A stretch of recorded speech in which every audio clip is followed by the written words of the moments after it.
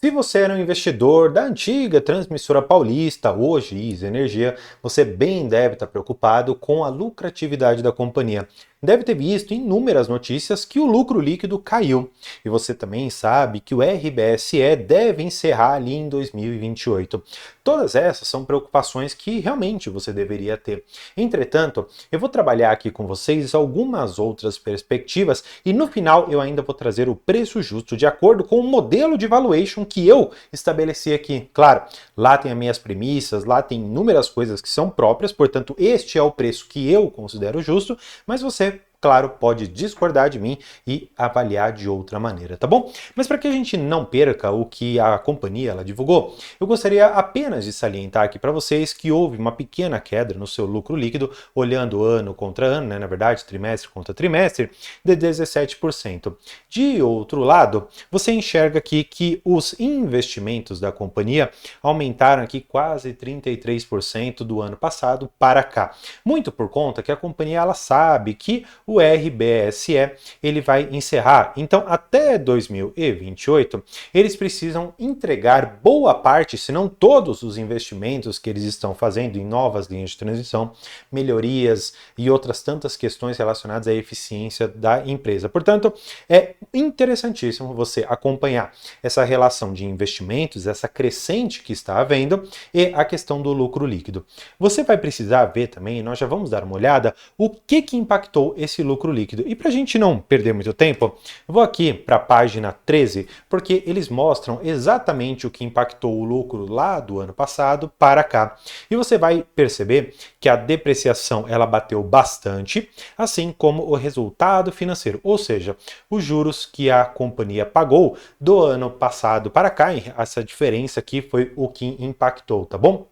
No geral, não é um resultado negativo, tá? Se você for perceber, as margens, elas ainda continuam bastante altas, né? Aqui 37%, estamos falando aqui de quase 30%. Então, houve uma queda na sua margem líquida na ordem dos seus 7% quando você olha ano contra ano. Muito porque nós tivemos esses juros que bateram bastante e a depreciação. Mas a depreciação, que seriam aqui quase 40 milhões de reais, eles não teriam tanto impacto porque, no geral, isso daqui é o que a gente chama de um efeito não caixa, ou pelo menos um efeito não totalmente caixa, né? Porque você tem os investimentos que acabam compensando a depreciação, tá? Por que eu estou comentando tudo isso, né? Porque todos os resultados que a companhia ela traz aqui para gente, eles são fundamentais de você olhar sobre algumas perspectivas. Primeira delas, você tem que entender o que a empresa quer para ela no futuro, qual é a empresa que ela pretende ser.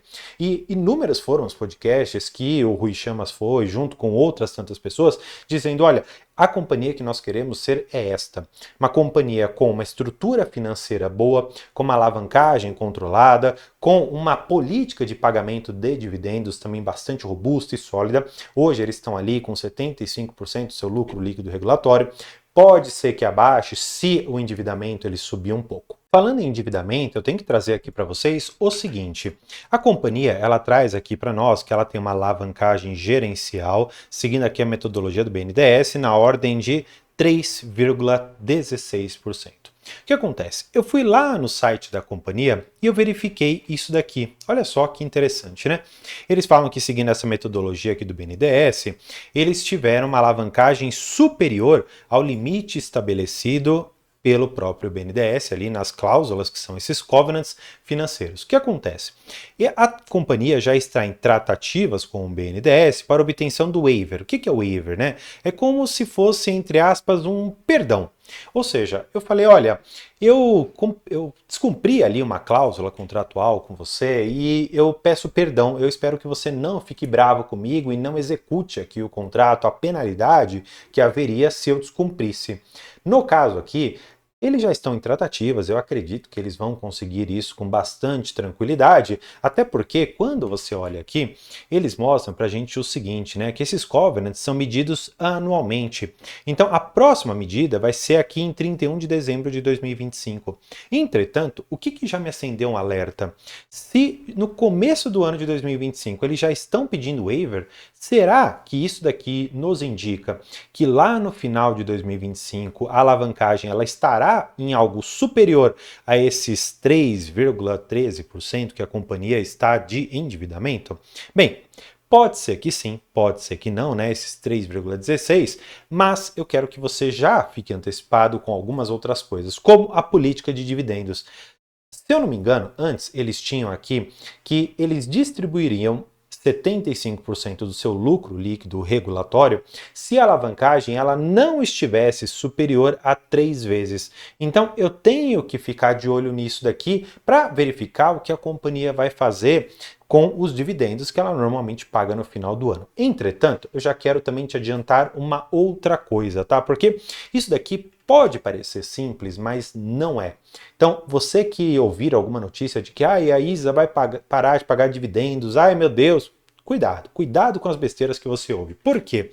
Como que é calculado esse indicador, né? Que é a dívida líquida sobre o seu EBITDA, né? Então, basicamente, o EBITDA você já sabe bem como calcular. Agora, a dívida líquida é basicamente você pegar a dívida bruta da companhia e retirar o caixa que ela tem. O que acontece? Ela manteve algum dinheiro ali em caixa para fazer o pagamento dos dividendos que você recebeu agora no comecinho deste ano. E o que acontece? Esse caixa ele foi drenado por conta desses dividendos. Portanto, o caixa que a gente tinha de, por exemplo, aqui 1 bilhão, ele foi drenado e essa dívida bruta ela ficou sozinha, ou seja, você não tem mais esse caixa para fazer essa redução. Então, proporcionalmente, esse indicador aqui ele subiu por conta dessa ausência de caixa. Mas você deve concluir comigo que conforme a companhia ela for colocando projetos de pé, for obtendo ali o resultado que ela tem das suas atividades, de manter a linha ali transmitindo energia, ela vai conseguir mês após mês repor esse caixa. Então, no final do ano, é muito provável que ela consiga fazer frente a tudo que ela tem que pagar para os seus acionistas e também todos os covenants eu acredito que ela vai cumprir, tá bom? Nesse sentido, eu até trouxe aqui para vocês que eu sempre gosto de olhar isso, eu acho que até no site deles está mais bonita a questão do endividamento, ó, acho que aqui fica mais fácil da gente enxergar. E eles colocam aqui ó, o seguinte, em 2025, sim, você vai ter uma dívida grande para pagar, né? 1,2 bi e aí mais os juros que você vai pagar aqui em cima, né? Então tem um valorzinho razoável. Mas perceba que 2026 em diante, né, você já não tem tanta dívida para pagar. Mas você não pode esquecer que nesse meio tempo você tem o CAPEX, ou seja, você tem os investimentos. E falando de investimentos, eu preciso voltar aqui com vocês para a gente tratar especificamente disso.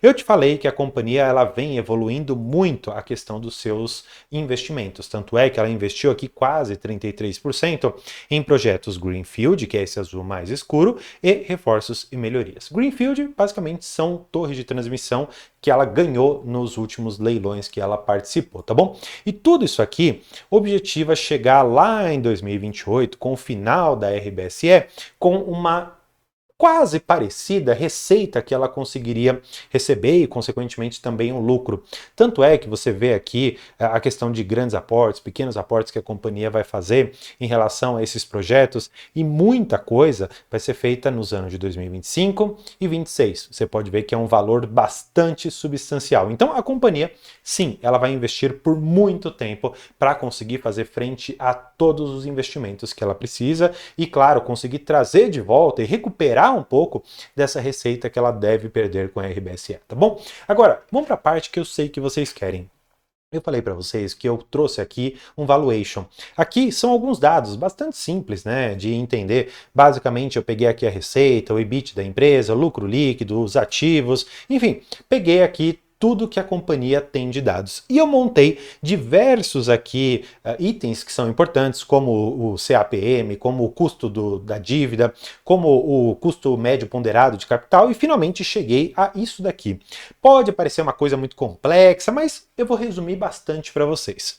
Em resumo, eu cheguei a uma conclusão que, levando a companhia para uma perpetuidade, imaginando, claro, que ela tem o prazo de vencimento dos contratos, mas que ela consiga recuperar e conseguir postergar o vencimento deles, sempre conseguindo uma renovação dessa concessão, por isso eu coloquei na perpetuidade, mas a gente pode fazer de uma outra maneira, considerando só o prazo que a companhia tem em cada uma das linhas, mas ficaria muito mais complexo e muito mais extenso esse vídeo, então, para resumir, eu estou fazendo dessa maneira. Nesse sentido, eu cheguei a um valor justo para a companhia na ordem de 12 bilhões de reais, o que me levaria a um valor justo por ação de 19 reais. Sim, gente, a meu ver, hoje a companhia ela está um pouco mais cara do que eu me proporia a pagar.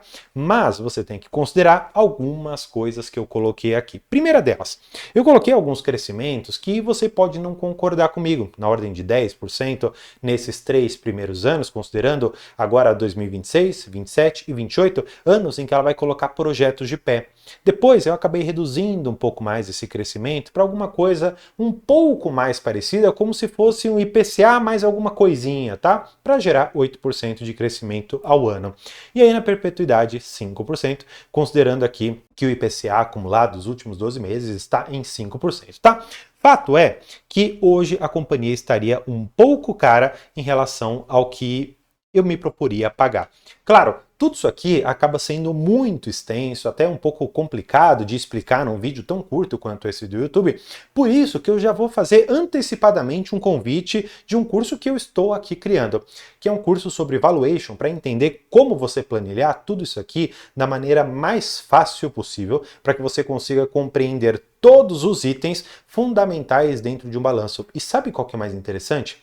Essa planilha aqui que eu te mostrei, você não precisa preencher praticamente nada. Você basicamente precisa colocar uns itens lá no começo. Depois, toda essa bagunça aqui de números, ela vai te jogar de forma extremamente simples. E claro, eu ainda devo melhorar muito isso aqui, mas já fica o convite antecipado e eu quero que você deixe um comentário aqui embaixo. Primeiro, você acha que o meu valuation da ISA está errado? Você acha que R$19 é um preço não tão legal para ela? Você acha que deveria valer mais, deveria valer menos? E outra, deixa aqui embaixo, você eventualmente teria interesse nesse curso de valuation? Só para eu entender se vale a pena ou não eu entregar esse conteúdo aprofundadíssimo para você. Espero que tenha gostado. Por hoje é esse. Tchau!